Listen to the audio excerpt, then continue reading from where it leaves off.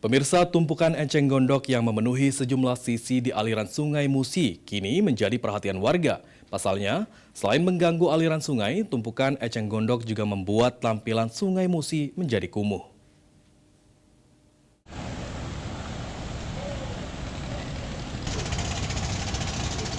Dari pantauan PAL TV pada Selasa 23 September 2025, terpantau kondisi di sejumlah bagian Sungai Musi dipenuhi eceng gondok, seperti di sekitaran Benteng Kuto Besak, Jembatan Ampera, dan Kampung Kapitan.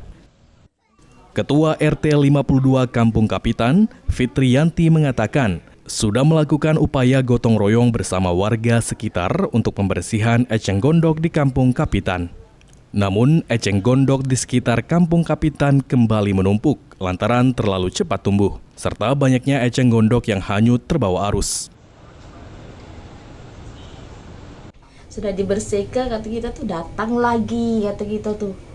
Sama guys, susah juga nak buangnya. Biarpun kita sudah kita tebas, nombor lagi seperti apa kata kita tuh, rompot. Nah itu deh.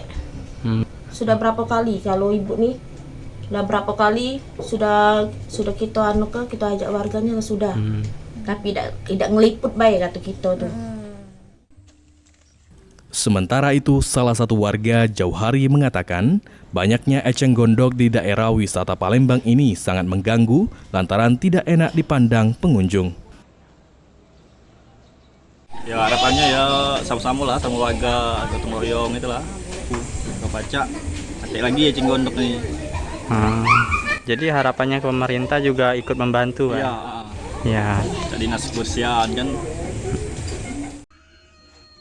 Warga berkeinginan agar pemerintah dan OPD terkait dapat membantu dalam pembersihan eceng gondok di Sungai Musi dan sekitaran Kampung Kapitan.